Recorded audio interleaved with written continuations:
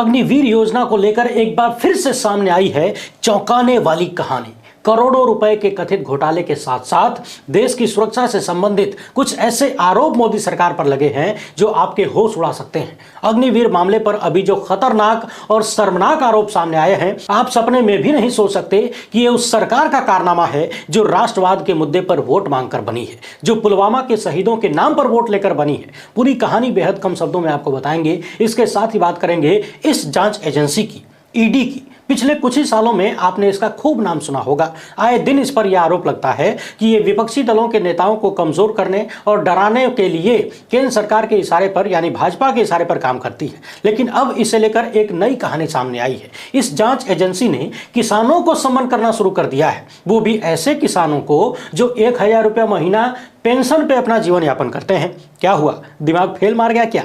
अभी दिमाग को संभालिए। इस कहानी में जब पूरा मामला आप सुनेंगे तो बहुत कुछ फेल मार जाएगा। इसके साथ ही बात करेंगे रेमन मैग्सेसे पुरस्कार विजेता रवीश कुमार की। इनके नाम पर भाजपाइयों ने तगड़ा वाला डिजिटल घोटाला कर दिया और इसका खुलासा मोहम्मद जुबैर ने किया है। और इस खुलासे के बाद किस तरीके से रवीश कुमार ने अंधभक्तों, IT सेल के गुर्गों तथा इनके भगवान को बुरी तरह से रगड़ा है, एकदम आसान भाषा में बताएंगे, आनंद लेते हुए सुनिएगा। हाल फिलहाल में एक और खुलासा मोहम्मद जुबैर ने किया है और वो ये कि भाजपा के नेता पाकिस्तान की लड़कियों के भरोसे सोशल मीडिया पर जिंदा है। जी हां, सही सुना आपने, बिल्कुल सही खबर है। वीडियो में बने रहिए, विस्तार से बताएंगे कि कैसे पाकिस्तान की खूबसूरत लड़कियों के चेहरे पर भाजपा नेताओं की नेतागिरी चमक रही है। छोटे से और प्यारे से राज्य मणिपुर की बात करते हैं, जहां प्यार बीते दिनों की बात हो चुकी है। असफलता का रिकॉर्ड बनाते हुए डबल इंजन की सरकारों ने ऐसा लगता है कि मणिपुर को अपने हाल पर छोड़ दिया है या फिर हाल बेहाल कर दिया है। एक बार फिर से मणिपुर से हिंसा की खबरें सामने आई हैं,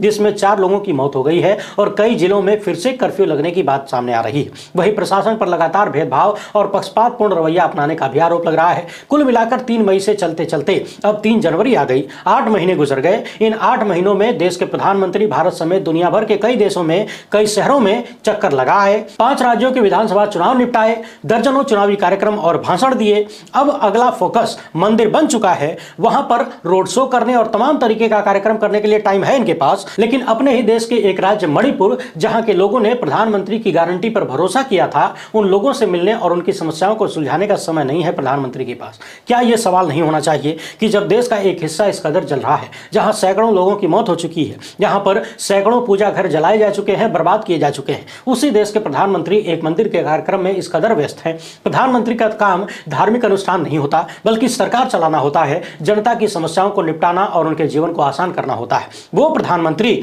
2 ही काम करते हैं, या तो चुनाव प्रचार करते हैं या फिर इस मंदिर से उस मंदिर का दौरा करते हैं। हालांकि यह भी चुनाव प्रचार का ही हिस्सा है, यह बड़का चुनाव प्रचार है। मगर चिंता की बात यह है कि इन दोनों के बीच उन्हें देश की समस्याओं का तनिक भी ध्यान क्यों नहीं रहता है। बहरहाल समस्याओं पर ध्यान दें तो उन लोगों का ध्यान जा सकता है जो समस्याओं को समस्या समझते हों, जो जानबूझकर समस्याएं पैदा करें। उन्हें समस्या भला कैसे दिखेगी? जी हां, हम बात कर रहे हैं अग्निवीर योजना की। कांग्रेस ने प्रेस कॉन्फ्रेंस करके कुछ बेहद महत्वपूर्ण आंकड़े रखे हैं और चौंकाने वाली कहानी बताई है, बेहद गंभीर आरोप लगाए हैं। एकदम कम शब्दों में और आसान भाषा में आपको बता रहा हूं, एक एक शब्द को सुनिए। देश का हर एक नौजवान कान खोलकर सुने और भक्तों को जरूर सुनाएं, उन्हें दिखाएं, बताएं कि देखो, राष्ट्रवाद के नाम पर, देश की सेना की शहादत के नाम पर और देश की सुरक्षा के नाम पर वोट मांगने और राजनीति करने वाले क्या क्या कर रहे हैं और वो जो कर रहे हैं उसका परिणाम कैसा है। एक एक शब्द को ध्यान से सुनिएगा, खोपड़ी घुमा देने वाली सच्चाई है।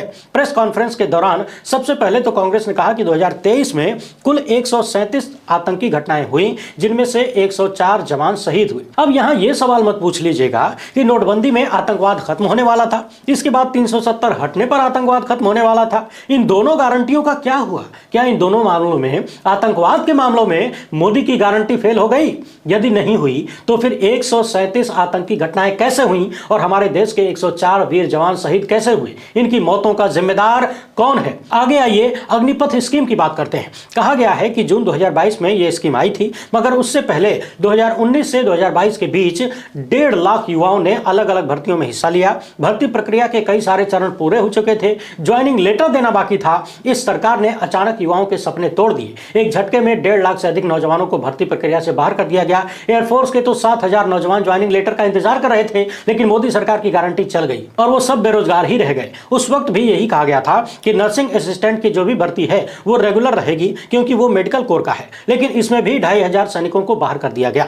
यानी जो भी भर्ती परमानेंट थी, जो भर्ती परमानेंट भी थी, उसे भी निपटा दिया गया। हाल ही में पूर्व सेनाध्यक्ष ने अपनी एक किताब में खुलासा किया कि जब अग्निपथ स्कीम सामने लाई गई तो तीनों सेनाएं सुनकर चौंक गई थी, क्योंकि ये सेनाओं की डिमांड नहीं थी, उन पर थोपा गया था। किसने थोपा था बताने की जरूरत तो है नहीं। यहां सवाल यह भी उठता है कि देश के लोगों ने नोटबंदी नहीं मांगी, थोप दिया। मनगढ़ंत जीएसटी नहीं मांगी, थोप दिया। कृषि कानून नहीं मांगे, थोप दिया। देश के नौजवानों ने अग्निवीर योजना नहीं मांगी, थोप दिया। और अभी जो ड्राइवरों का मामला चल रहा है वो भी किसी ने नहीं मांगा, थोप दिया। सवाल ये उठता है कि ये मोदी सरकार है या थोपू सरकार? जिसके लिए कानून बनाया जाता है उससे कोई बातचीत नहीं होती, उससे कोई राय नहीं ले जाती।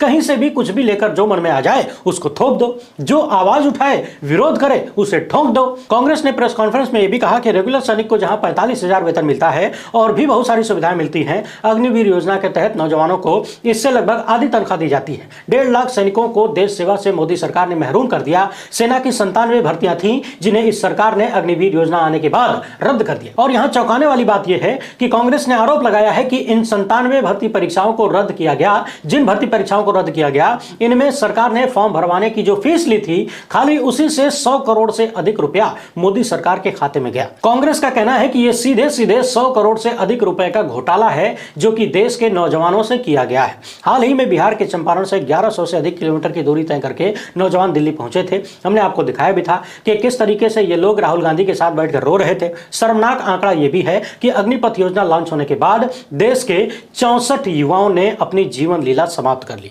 अब कल्पना करके देखिए, साल 2023 में हमारे देश की सेना के 104 जवान शहीद होते हैं आतंकियों से लड़ने में, लेकिन अग्निपथ योजना आने के बाद हमारे ही देश के 64 युवा जो देश की सेना का हिस्सा बन सकते थे, बनने ही वाले थे, उन्होंने अपना जीवन समाप्त कर लिया। इन 64 युवाओं की मौत का जिम्मेदार कौन है? जिन सैनिकों को आतंकियों ने मारा उसके लिए तो जिम्मेदार आतंकवाद है, लेकिन जिन युवाओं को मजबूर किया गया अपनी जीवन लीला समाप्त करने के लिए, उनकी मौत का जिम्मेदार कौन है? यहां एक बात और ध्यान दीजिए, जरा राष्ट्रवाद की हकीकत भी देख लीजिए। आरोप लगाया गया है कि साल 2022-23 में 34 लाख युवाओं ने अग्निपथ योजना के तहत भर्ती में हिस्सा लिया, जबकि साल 2023-24 में मात्र 10 लाख युवाओं ने भर्ती में हिस्सा लिया।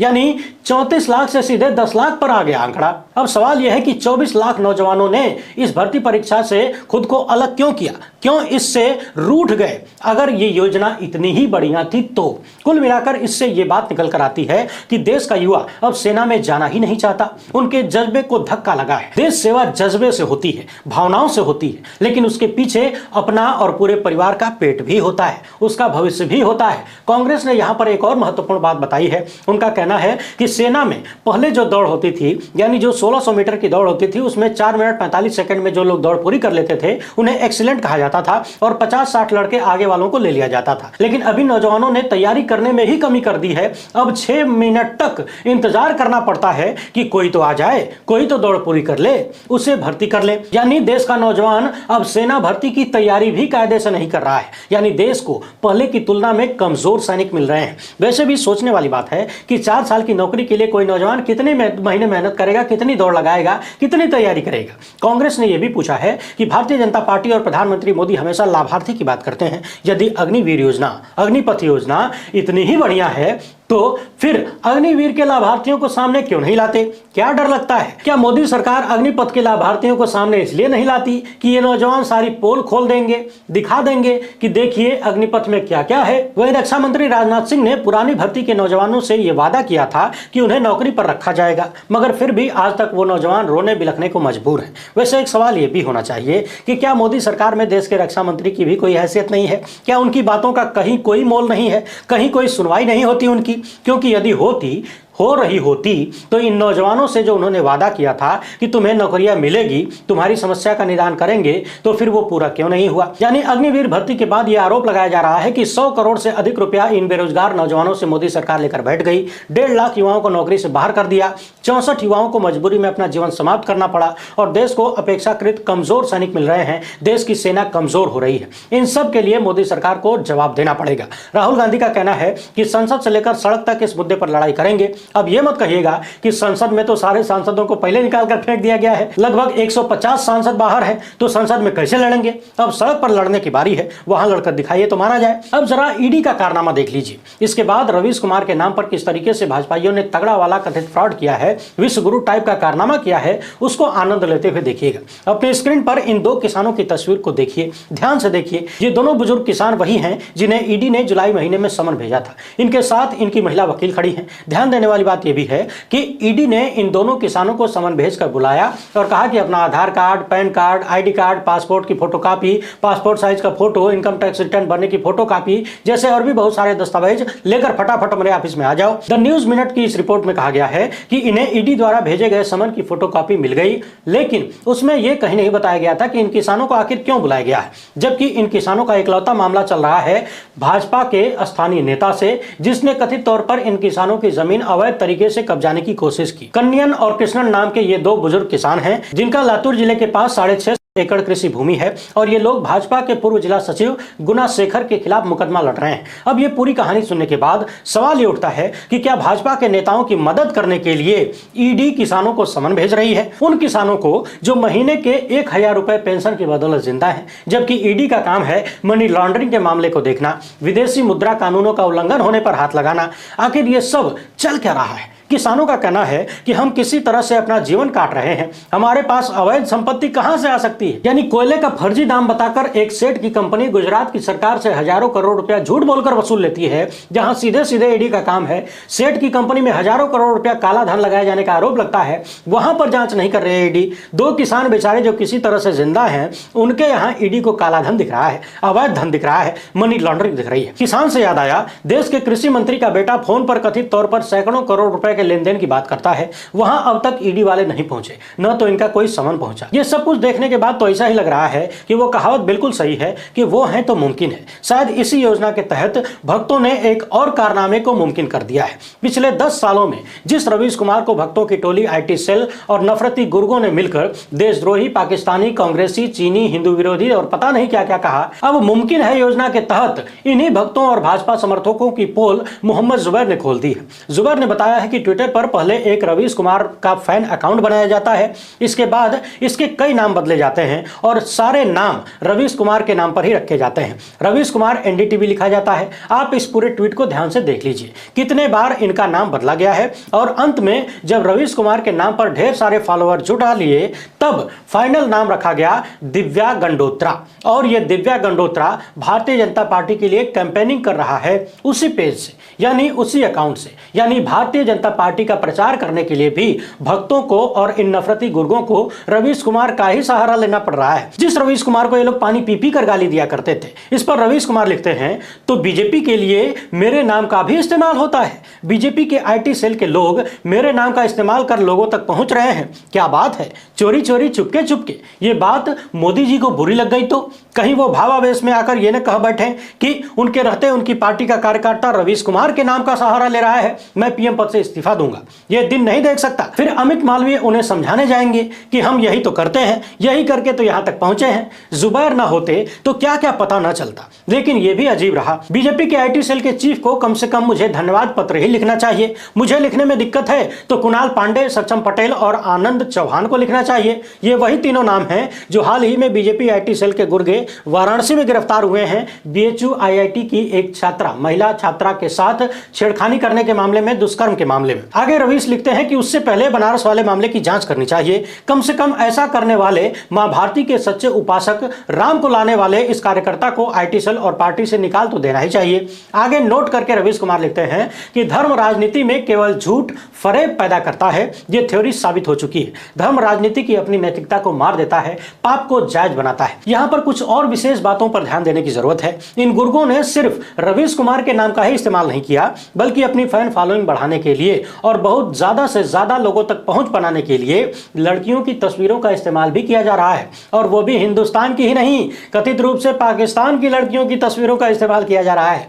ये देखिए, एक दूसरे मामले में मोहम्मद जुबैर ने बताया है कि कैसे हरियाणा के सह मीडिया प्रभारी ने पाकिस्तानी लड़की की फोटो लगाकर पहले फॉलोअर्स की संख्या बढ़ाई और फिर उस अकाउंट का नाम फोटो बदलकर खुद सामने प्रकट हो गए। यानी इनको मालूम है कि इनके नाम पर लोग फॉलो नहीं करेंगे, इसीलिए खूबसूरत खूबसूरत लड़कियों का फोटो लगाकर अपने अकाउंट पर फॉलोअर बढ़ा रहे हैं और लड़कियों की फोटो भी पाकिस्तान से मंगवा रहे हैं। इस मामले पर कांग्रेस प्रवक्ता सुप्रिया सुनैत लिखती हैं कि बीजेपी के बेशर्म बांकुर पाकिस्तानी लड़कियों की खूबसूरत फोटो लगाकर अकाउंट के फॉलोअर बढ़ाते हैं, फिर खुद अवतरित हो जाते हैं। मुरादाबाद बीजेपी प्रभारी वाईपी सिंह श्वेता मिश्रा बने और हरियाणा बीजेपी सोशल मीडिया प्रमुख अरविंद सैनी बिहार की विनीता हिंदुस्तानी बने। यानी लड़कियों की तस्वीर दिखाकर फॉलोअर बढ़ाने का काम भाजपा नेताओं में किसी एक का नहीं है, कई नाम सामने आ रहे हैं। पिछले दिनों हमने आपको एक तस्वीर भी दिखाई थी जिसमें विकसित भारत संकल्प यात्रा में लड़कियों का डांस देखने को मिला। यानी उस यात्रा में भीड़ जुटाने के लिए महिलाओं का प्रयोग हो रहा है और फॉलोअर बढ़ाने में तो सीधे सीधे पाकिस्तान की लड़कियों की फोटो का इस्तेमाल किया जा रहा है।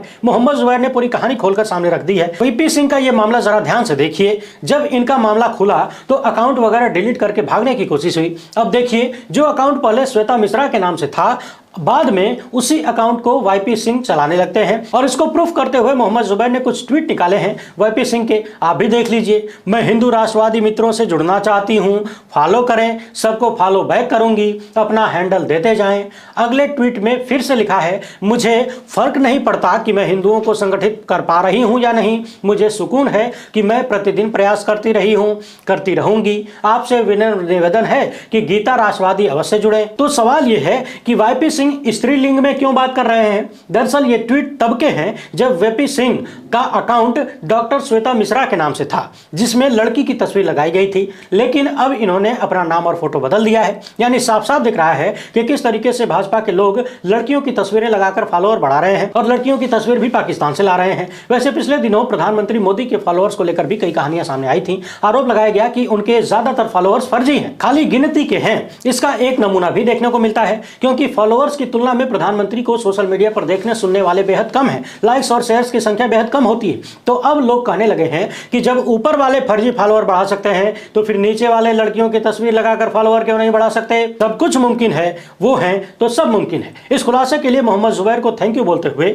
वीडियो का समापन करते हैं।